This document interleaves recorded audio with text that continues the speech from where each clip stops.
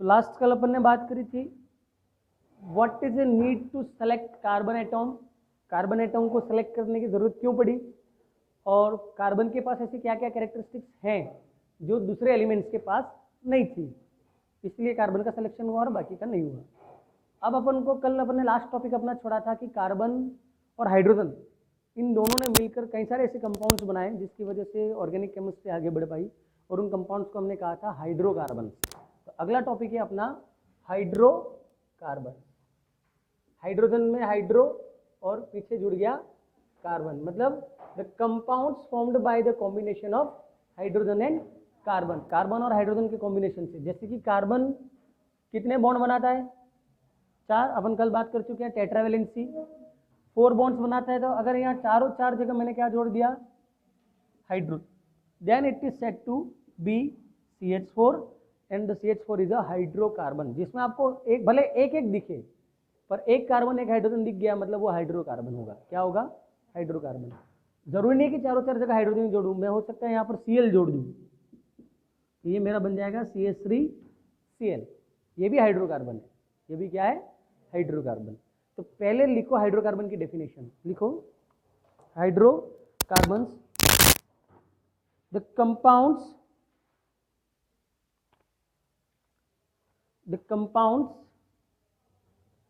formed by the combination of the compounds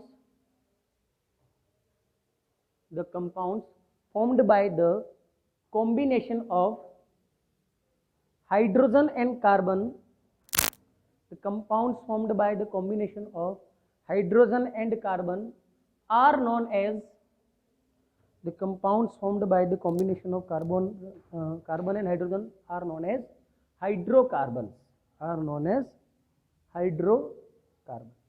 उनको हम क्या कहते हैं, हाइड्रोकार्बन। अगला आपका टॉपिक है टाइप्स ऑफ हाइड्रोकार्बन। अगला टॉपिक क्या है, टाइप्स ऑफ हाइड्रोकार्बन। हाइड्रोकार्बन कितने प्रकार के होते हैं, तो there are 2 types of hydrocarbon. लेकिन उससे पहले अगर हमें किसी का भी क्लासिफिकेशन करना है, if you need to classify, जैसे कि मैंने पहले भी बता दिया कि मुझे इस क्लास को क्लासीफाई करना है तो मुझे पहले बेस डिसाइड करना है कि मैं किस बेस्ड इसको क्लासीफाई करना चाह रहा हूँ। तो मैं फर्स्ट जेंडर के बेस्ड कर सकता हूँ, लेडीज मतलब गर्ल्स अलग हो जाओ, बॉयज अलग हो जाओ। सेकेंड में परसेंटेज वाइज कर सकता हूँ, फर्स्ट डिवीजन वाले अलग हो जाओ, सेकेंड डिवीजन वाले अलग हो जाओ। थर्ड में हाइट बेस्ड कर सकता हूँ, जिनकी हाइट ज़्यादा है वो कम है वो अलग हो जाओ। वेट वाइज कर सकता हूँ।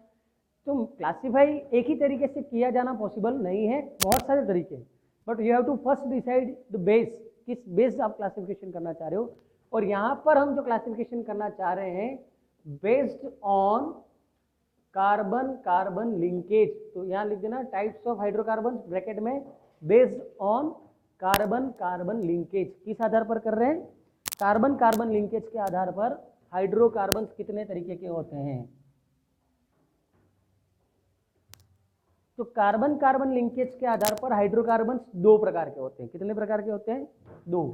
अभी सिर्फ बेसिक बात करनी है, इसको तो पूरा डिटेल में चार्ट पढ़ना है, पूरा क्लासिफिकेशन ऑफ हाइड्रोकार्बन जो आप 10 में भी पढ़ चुके हो, हाइड्रोकार्बन टॉपिक तो था ही। तो कितने तरीके के होते हैं, मेजर लिए सैचुरेटेड, दूसरा अनसैचुरेटेड। कितने प्रकार के होते हैं, किस आधार पर बता रहा हूं मैं, ये कार्बन कार्बन लिंकेज के आधार पर। तो कार्बन कार्बन लिंकेज के आधार पर हाइड्रोकार्बन होते हैं 2 प्रकार के, सैचुरेटेड हाइड्रोकार्बन, सेकेंड लिखो unsaturated hydrocarbon, saturated hydrocarbon and unsaturated hydrocarbon. फिर फर्स्ट हेडिंग डालो saturated hydrocarbon. Now first one saturated hydrocarbon. तो सैचुरेटेड पढ़ रखा है पहले, किसे कहते हैं saturated hydrocarbon, the hydrocarbons in which all carbons are bonded with single carbon. तो लिखो सैचुरेटेड हाइड्रोकार्बन्स में हाइड्रोकार्बन्स कंटेनिंग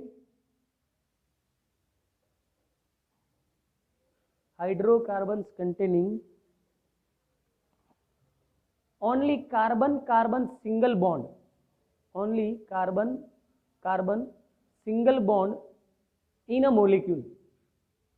अगर आपको कोई मॉलिक्यूल दिख रहा है, फिर देखना अपन ने क्या लिखा, कार्बन कार्बन, कल जैसी गलती मत करना, कार्बन ऑक्सीजन के साथ डबल बॉन्ड बनाए कोई मतलब नहीं, हेलोजन के साथ कोई भी बॉन्ड बनाए, सल्फर के साथ कोई भी बॉन्ड बनाए, नाइट्रोजन के साथ कोई भी बॉन्ड बनाए, हमारा मैटर किससे है? कार्बन कार्बन के बीच में जो बॉन्डिंग चल रही है वो सारे बॉन्ड्स अगर आपको सिंगल बॉन्ड दिख रहे हैं, it means it is a saturated hydrocarbon. तो उसे हम क्या कहेंगे? सैचुरेटेड हाइड्रोकार्बन कहेंगे।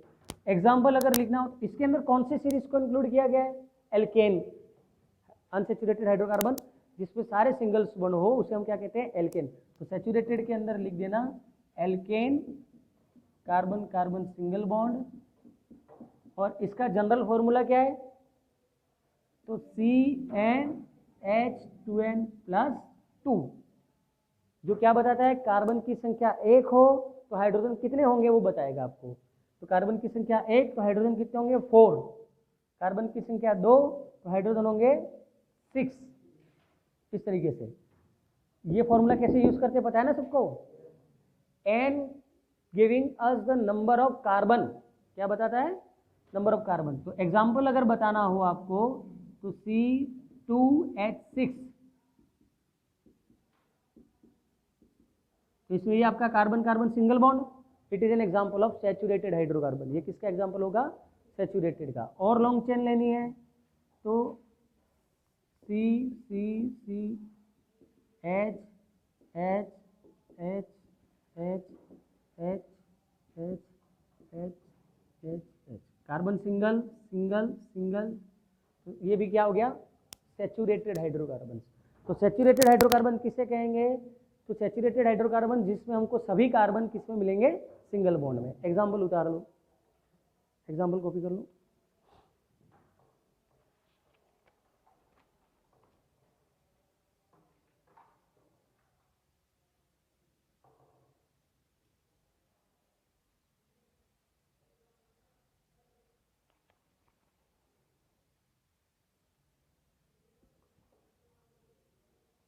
ओके, सिंगल बॉन्ड वाला तो किसमें आ गया?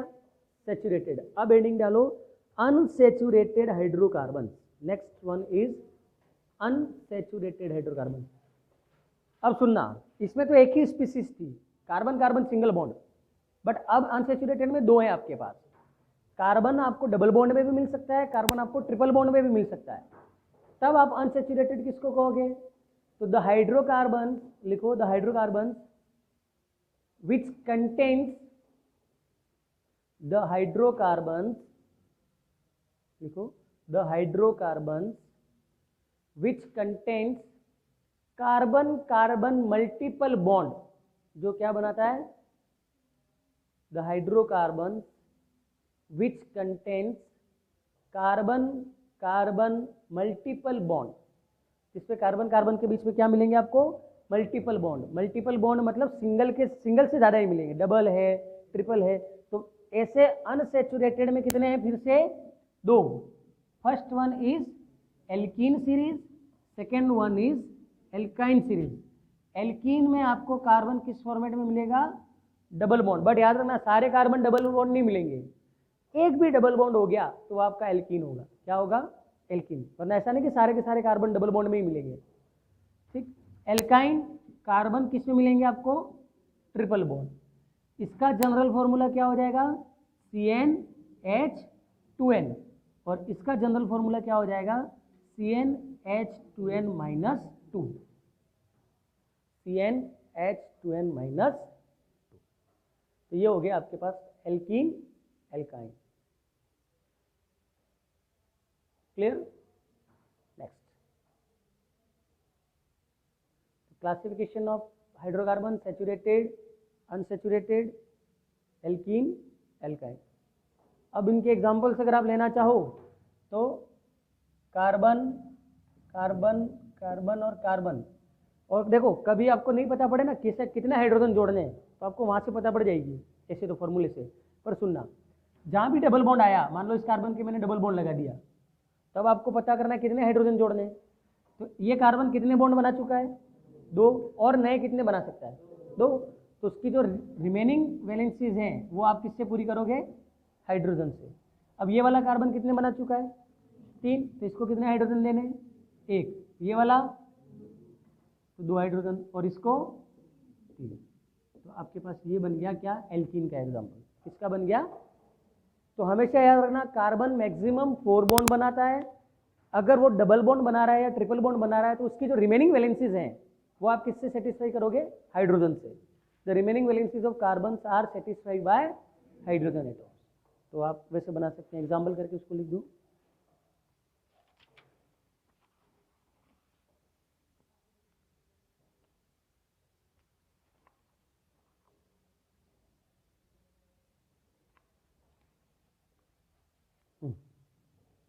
अब आपके पास टोटल हाइड्रोकार्बन्स की कितनी फैमिलीज आई? 3। कौन कौन सी? Alkane, alkene, alkyne. एल्केन है तो भी वो हाइड्रोकार्बन है क्योंकि हाइड्रोजन कार्बन है, एल्कीन है तो भी वो हाइड्रोकार्बन है, और एल्काइन है तो भी वो हाइड्रोकार्बन है। तो अब सबसे पहले हेडिंग डालो एल्केन फैमिली। हम किसकी बात करेंगे अब? Alkane family. तो एल्केन फैमिली में सारे कार्बन किसमें मिलेंगे भैया? Single bond. किसमें मिलेंगे? Single bond. सबसे पहले आ रही है आपकी एल्केन फैमिली।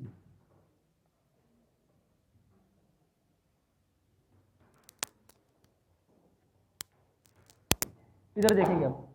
सबसे पहला तो आपको क्या बताना है? नंबर ऑफ कार्बन एटॉम्स, फिर उसका फॉर्मूला और फिर उसका नेम।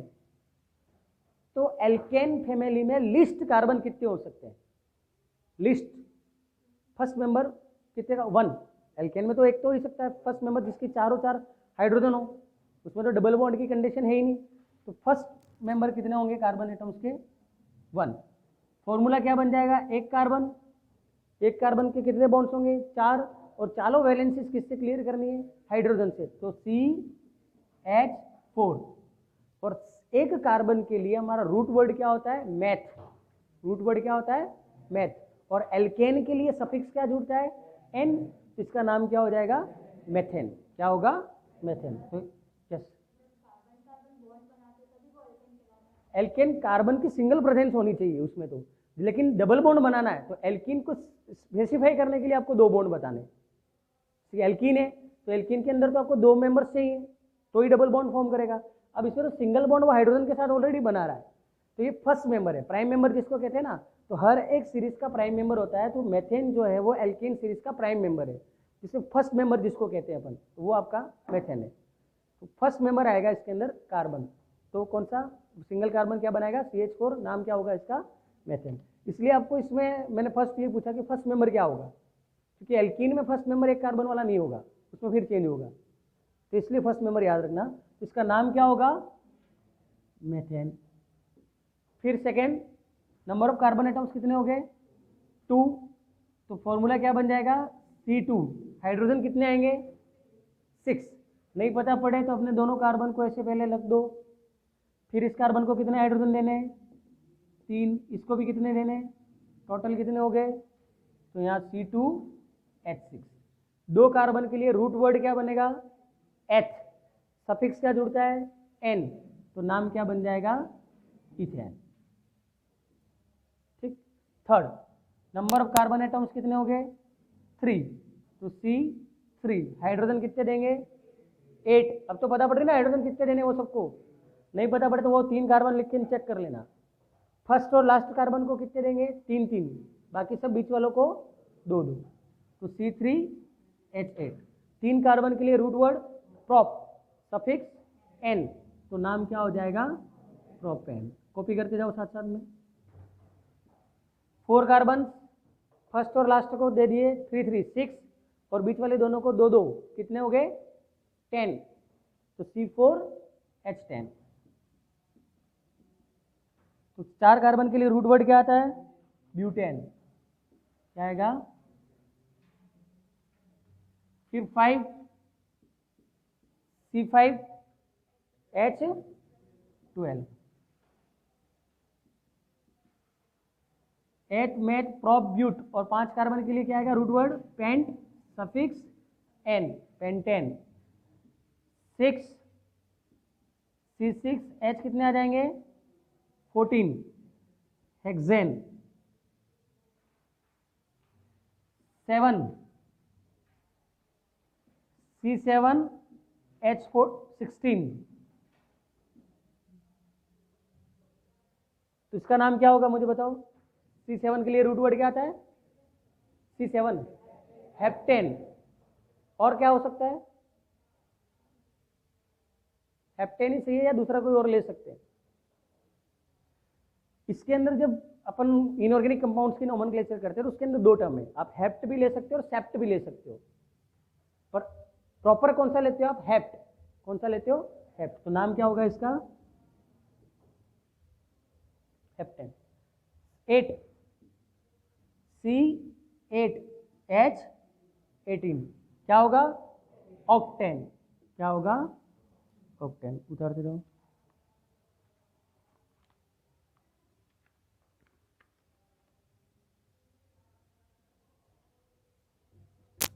और 9 C9H20 क्या होगा?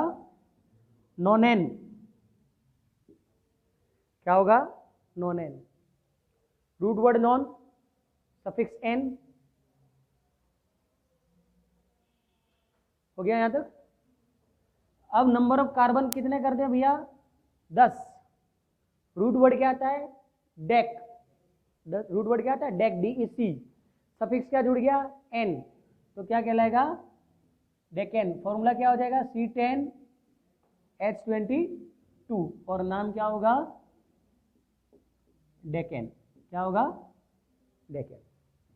इससे तो 10 तक ही अपने जरूरत पड़ती है, लेकिन इनऑर्गेनिक कंपाउंड्स के अंदर जब नोमेनक्लेचर आप करते हो तो कभी कभार उसमें C12 आता है, या C12 या लिगेंड की संख्या 12 आ जाती है, तब के लिए ध्यान रखना। 11 के लिए हम क्या करते हैं? तो 11 को हम बोलते हैं अनडेक।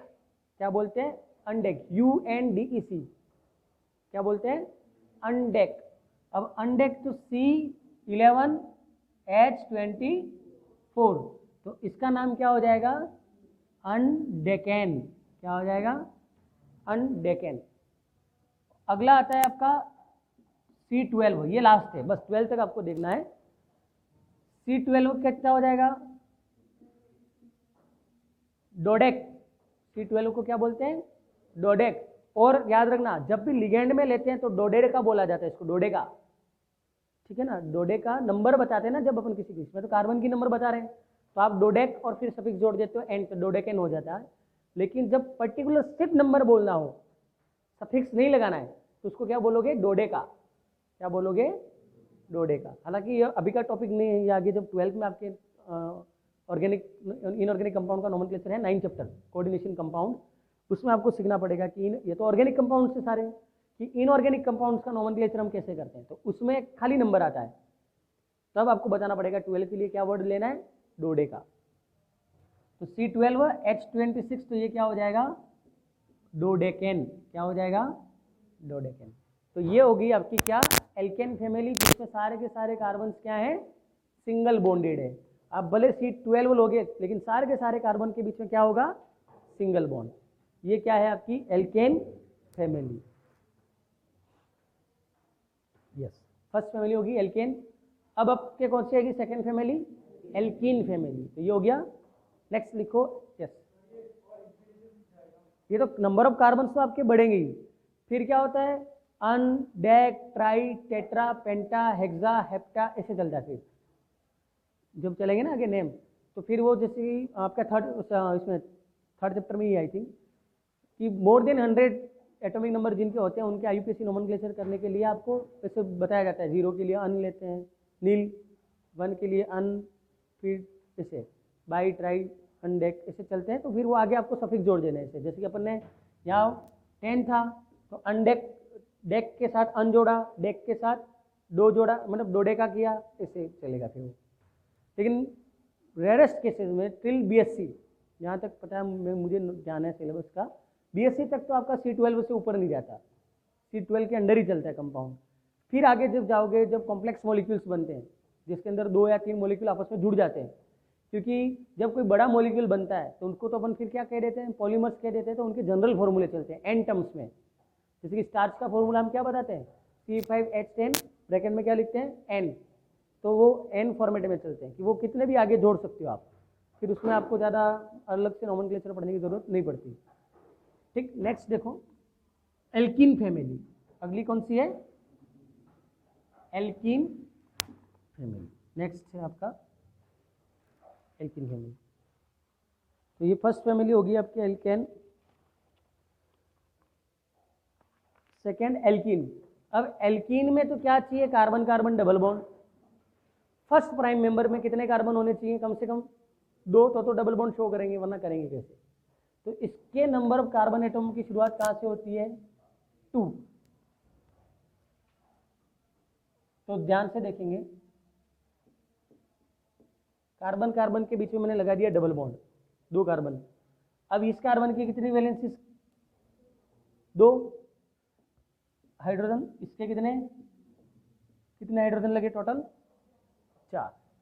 मतलब जितने कार्बन होंगे हाइड्रोजन उसके डबल। फॉर्मूला क्या है, CnH2n। तो C2H4। सफिक्स क्या जुड़ता है, इन। कार्बन कितने हैं, 2। रूट वर्ड क्या होगा, एथ। तो नाम क्या हो जाएगा, एथीन। क्या हो जाएगा, ethene. Ethene. Number of carbon atoms 3, C3H6। नाम क्या हो जाएगा, प्रोपीन। क्या हो जाएगा, खाली रूट वर्ड और सफिक्स ये ध्यान रखना है। Carbon atoms 4, C4H8। क्या हो जाएगा, butene. Carbon atoms 5, C5H10। Pentene, C6H12। क्या हो जाएगा, hexene, C7H14। हेप्टीन, C8H16। Octane, C9H18। नॉनिन, C10H20। डेक्टीन। तो ये आपका बन गया alkene family.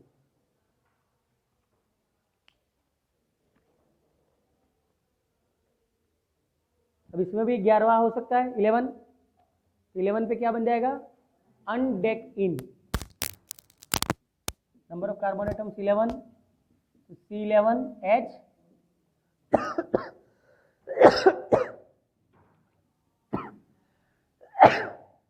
Sorry, undecene. C12H24। क्या हो जाएगा, डोडेक इन। डोडेक इन। इस तरीके से आपका हो गया number of carbon atoms according to alkene family. ये कौन सी होगी, सेकेंड फैमिली एल्कीन। अब थर्ड है एल्काइन फैमिली। थर्ड कौन सी है, एल्काइन। तो ये हो गया हो, फिर हेडिंग डालो एल्काइन फैमिली।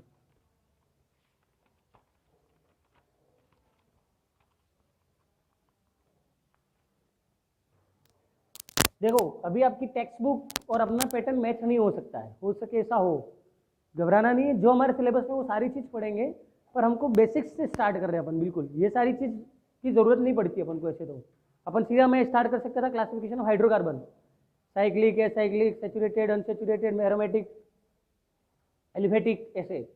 पर वहां तक पहुंचने से पहले हमको इसका बेसिक्स तो पता होना चाहिए, कितने कार्बन वाले को क्या बोलेंगे, एल्केन क्या होता है, एल्कीन क्या होता है, एल्काइन क्या होता है, फिर मैं उसके क्लासिफिकेशन पर जाऊंगा। तो थर्ड लिखो एल्काइन फैमिली। थर्ड लिखो एल्काइन फैमिली।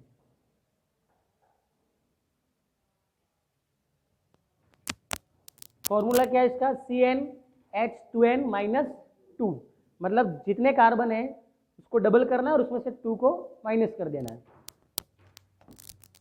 इसका first member 2, carbon carbon triple bond, तो एक हाइड्रोजन इसको और एक हाइड्रोजन, तो क्या बन गया, C2H2। ये हाइड्रोजन का कंसेप्ट तो पता पड़ा ना, किसको कितने हाइड्रोजन देने हैं वो, कि अभी भी कोई डाउट है। C2H2 रूट वर्ड क्या होगा, एथ, सफिक्स आइन, तो नेम क्या हो जाएगा, एथाइन। क्या हो जाएगा, नंबर ऑफ कार्बन एटॉम्स 3, 3 का डबल 6, 6 माइनस 2, तो क्या आ गया C3H4। क्या नाम बताएंगे, प्रोप और सफिक्स आइन, propyne. Number of carbon atoms 4, C4H6, 4 का डबल 8, 8 माइनस 2 6, तो क्या बताएंगे, butyne. Number of carbon atoms 5, C5H कितने हो जाएंगे 8, तो क्या कहेंगे, sorry pentyne. 6 carbon atoms C6H कितने होंगे 10, क्या कहलाएगा, hexyne. Number of carbon atoms 7, hydrogen 12, heptyne.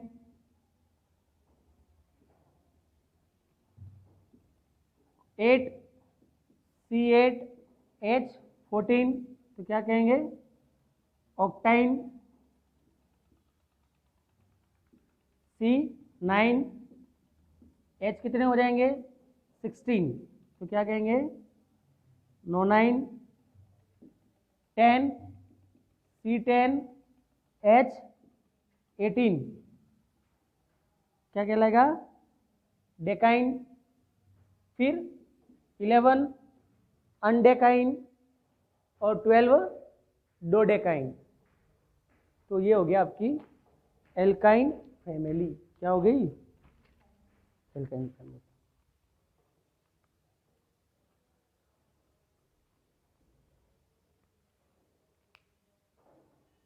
Yes, ये तो हो गया आपके पास फॉर्मूले और फैमिली मेंबर्स, मतलब एल्केन में कौन आएगा, एल्कीन में कौन आएगा, एल्काइन में कौन आएगा। अब बात ये आती है कि आपके पास जो ऑर्गेनिक कंपाउंड्स हैं उनका स्ट्रक्चरल फॉर्मूला आप कैसे लिखोगे। तो ऑर्गेनिक के अंदर स्ट्रक्चरल फॉर्मूले लिखने के अलग अलग तरीके हैं। आप कंडेंस फॉर्मूला लिखते हो, उसके बाद बॉन्ड लाइन नोटेशन है, स्ट्रक्चरल फॉर्मूला है। तो अगला टॉपिक हमारा है कि इन फॉर्मूले को हम लिखेंगे कैसे। तो हेडिंग डालो, writing structural formula, writing structural formula.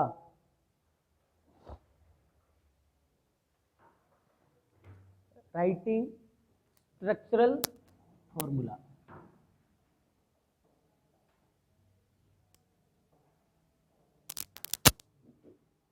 Writing structural formula लिखो इसमें, it is representation of, it is representation of Lewis structure, it is representation of Lewis structure in which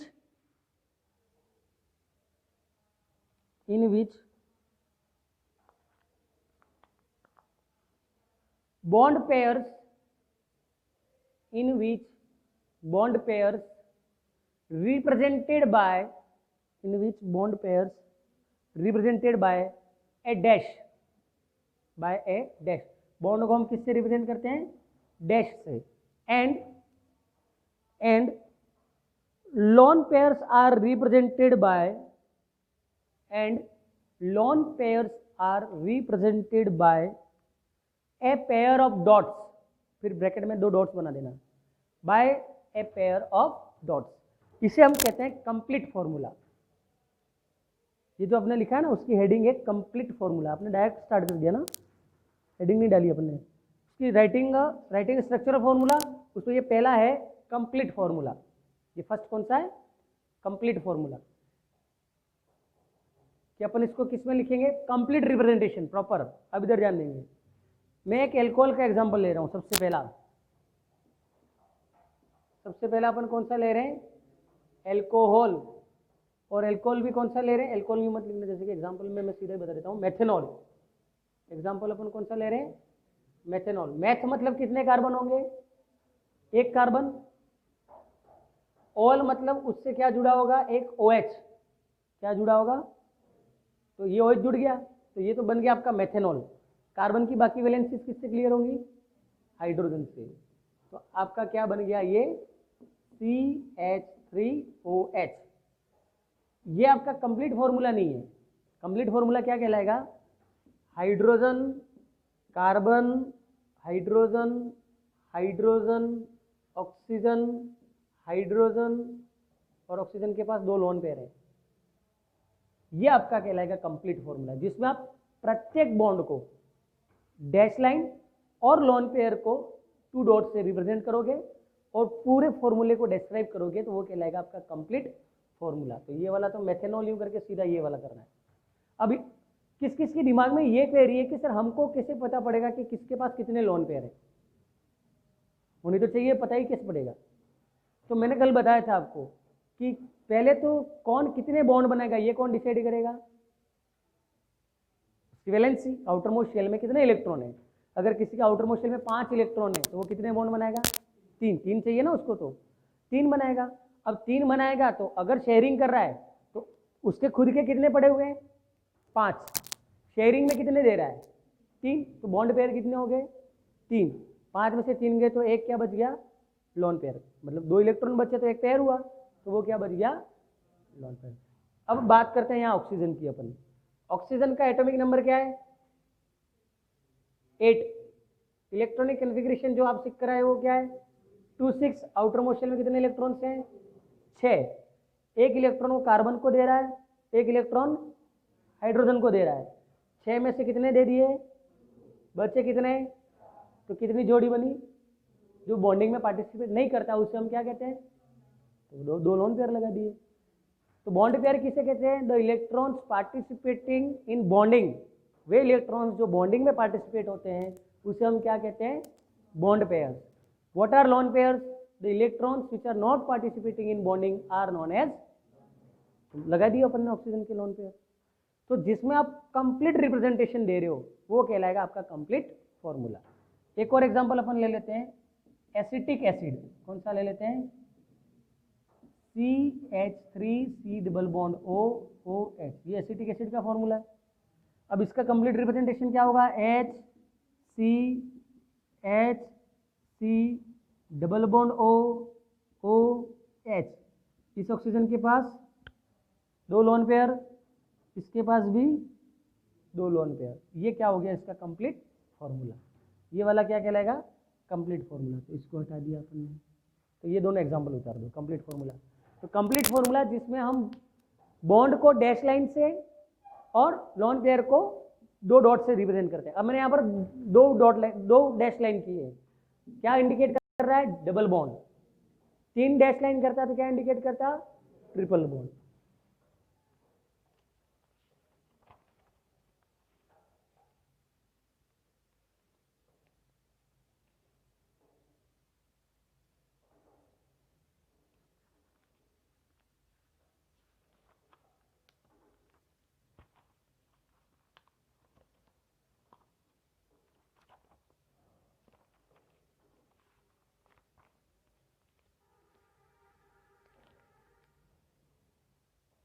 ये कौन सा है, कंप्लीट फॉर्मूला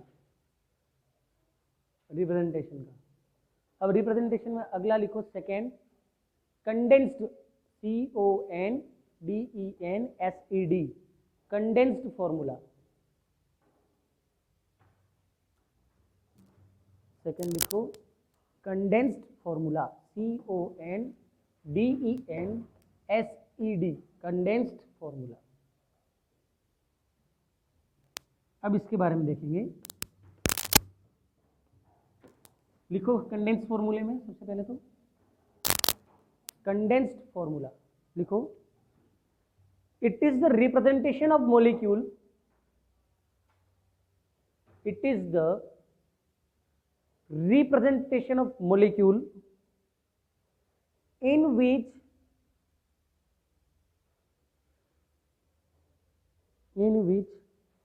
individual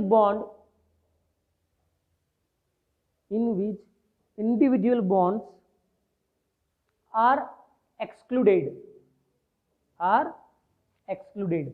अब आप क्या कर रहे थे, इंडिविजुअल हर एक बॉन्ड बता रहे थे, अब वो बॉन्ड एक्सक्लूड हो जाएगा। कैसे एक्सक्लूड होगा, एग्जाम्पल अपन लेते हैं प्रोपेन, क्या ले लिया, बड़ा ले लो थोड़ा, ब्यूटेन, क्या ले लिया साहब, ब्यूटेन। तो ब्यूट मतलब कितने कार्बन, 4, बाकी हाइड्रोजन कितने वो तो आप जोड़ दो, H C H H C H H C H H C H H H, ये हो गया।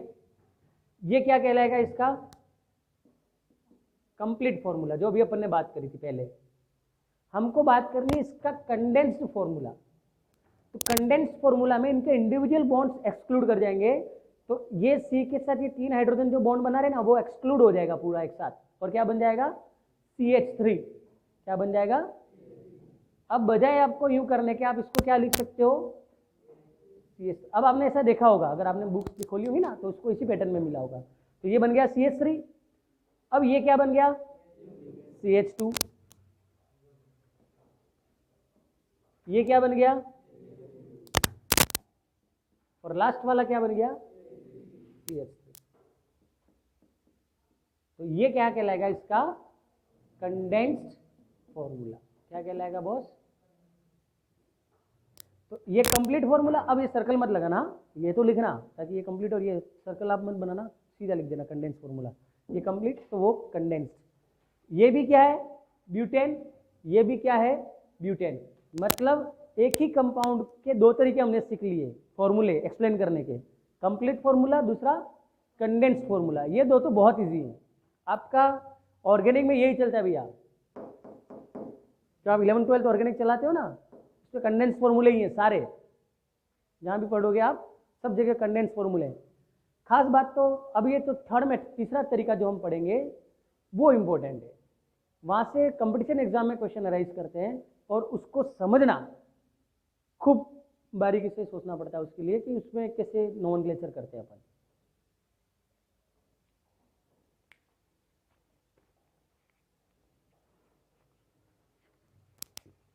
दो मेथड तो देख लिए अपन ने।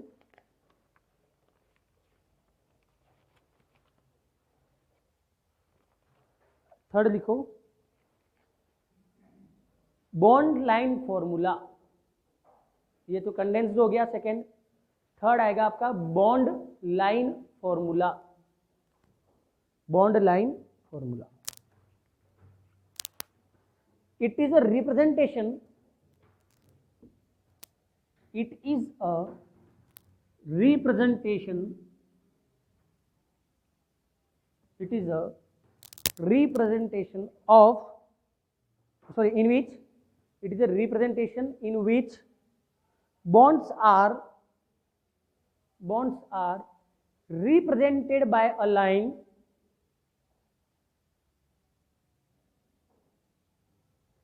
bonds are represented by a line, and carbon atoms are assumed, and carbon atoms are assumed to be present where two line meets, where two TWO, where two line meets, and at the terminals of the line, and at the terminals of the line। First point हुआ। हाँ, ये इसमें तो अलग अलग points लिखने, ये first point. मतलब क्या कहा इसमें कुछ भी लिखा हुआ नहीं आएगा। कार्बन हाइड्रोजन मतलब ये कि केमिस्ट्री की भाषा में यूं कर रखा है, तो ये एक मोलेक्यूल है, ऑर्गेनिक कंपाउंड है। बाकी सब्जेक्ट्स में तो अपन इसको एक मतलब कोई भी एक शेप कंसीडर करते हैं, but in chemistry it is a compound, ये एक ऑर्गेनिक कंपाउंड है। कुछ भी नहीं लिखा है, पर आपको मानना है। क्या मानना है आपको, कि एक तो ये जो टर्मिनल पोजीशंस हैं वहां पर क्या है, एक एक कार्बन। लिखना नहीं है, मानना है खाली आपको। दूसरा काम मानना है, वेयर टू लाइन मीट्स, तो एक ये वाली लाइन है ना, और एक ये वाली लाइन है, ये दोनों लाइन जहां मिल रही है, एक कार्बन यहाँ है और एक कार्बन यहाँ है। टोटल इसमें कितने कार्बन हो गए, 4। ये कंपाउंड का नाम है ब्यूटेन। क्या नाम है, और बीच में ये जो लाइन जा रही है मतलब सिंगल बॉन्ड। अगर यहाँ यूं होता डबल बॉन्ड, ट्रिपल बॉन्ड, कुछ भी नहीं है, सिंगल लाइन है मतलब सिंगल बॉन्ड। इस कार्बन कार्बन के बीच में जो लाइन जा रही है वो सिंगल बॉन्ड को इंडिकेट करता है। और प्रत्येक टर्मिनल पॉइंट, टर्मिनल मतलब जानते हो ना, फर्स्ट और लास्ट पोजीशन पे एक कार्बन मानते हैं, और जहां जहां पर दो लाइन मिलती हैं वहां पर हम एक कार्बन को एज्यूम करते हैं, मान लेते हैं कि वहां एक कार्बन है। अब खाली कार्बन तो हो नहीं सकता, हाइड्रोजन भी होगा, तो लिखो hydrogen atoms are also believed, second point, hydrogen atoms are also believed,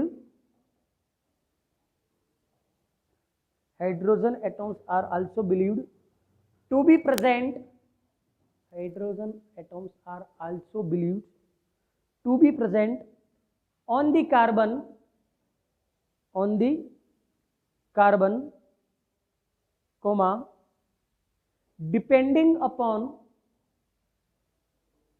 the requirement,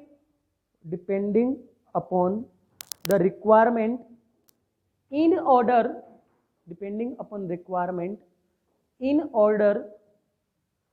to fulfill the valencies, in order to fulfill the valencies। Okay, यहां ध्यान देंगे। अब यहां पर आपको सिर्फ कार्बन मैंने बताया, तो हाइड्रोजन के लिए कोई अलग रूल नहीं है। आपको देख लो कार्बन ये वाला कितने बॉन्ड बना रहा है, 2, तो इसकी 2 वैलेंसीज अनक्लियर है, वहां 2 हाइड्रोजन होंगे, जैसा आपको मानना है। Hydrogen are believed to present with carbon, carbon है तो कार्बन के साथ हाइड्रोजन होगा ही, और कितने हाइड्रोजन होंगे ये कोई पूछे तो जितनी कार्बन की जरूरत है उतने हाइड्रोजन होंगे। इस कार्बन को 2 की जरूरत है, 2 बॉन्ड बना रहा है तो 2 हाइड्रोजन होंगे, इसको 3, इसको 2।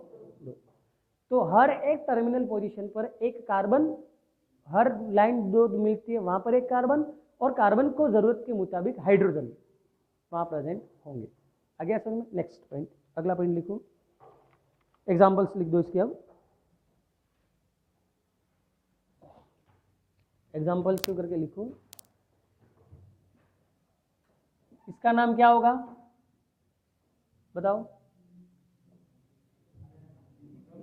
प्रोपेन। क्या होगा? एक कार्बन, हाइड्रोजन से मतलब मत रखो, डबल बॉन्ड होता तो हाइड्रोजन गिनने पड़ते, मतलब डबल बॉन्ड होता तो भी हाइड्रोजन नहीं गिनने पड़ते, आप तो कार्बन गिन लो ना, फट से नाम पता पड़ जाएगी। 1 2 3 सारे के सारे सिंगल बॉन्ड, प्रोप एन, तो नाम क्या होगा? प्रोपेन। फिर 1 2 3 4 क्या बन गया भैया? ब्यूटेन। 1 2 3 4 5 पेंटेन। अब ऐसा जरूरी नहीं है ऐसे ही हो, ऐसे भी हो सकता है उल्टा, 1 2 3 4 5, या ऐसे भी हो सकता है, कैसे भी हो, आपको तो टर्मिनल से उनसे मतलब रखना है, ठीक है। ये एग्जाम्पल उतार दो। तो इसको हम क्या कहेंगे? Bond line formula. क्या कहेंगे? बॉन्ड लाइन फॉर्मूला, या इसको कहा जाता है बॉन्ड लाइन नोटेशन। क्या कहा जाता है? Bond line notation.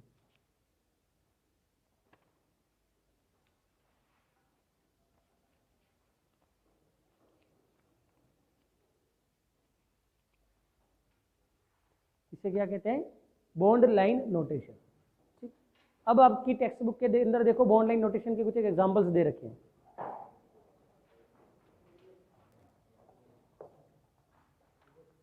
पीछे की ओर ये है ना, तीनों कंडेंस फॉर्मूला भी है, complete condense and structural formula. एक बार लैंग्वेज के ऊपर अपनी नजर घुमा दो, और एक आध 2 एग्जांपल प्रैक्टिस के लिए करना हो तो फटाफट देख लो। और कोई भी फॉर्मूला नहीं आ रहा समझ में, कौन सी दिक्कत लगेगी? जिसमें फंक्शनल ग्रुप होंगे, OH CN ऐसे फंक्शनल ग्रुप लगे होंगे ना, वो आपको थोड़ी अभी नोमेनक्लेचर अपन ने सीखा नहीं है तो दिक्कत आ सकती है। बाकी आप एक बार, टॉपिक है आपका structural representation of organic compounds, complete condensed and bond line structure formula, उसके ऊपर फटाफट एक बार नजर घुमा दो, देख लो, फिर अपन आगे बात करते हैं।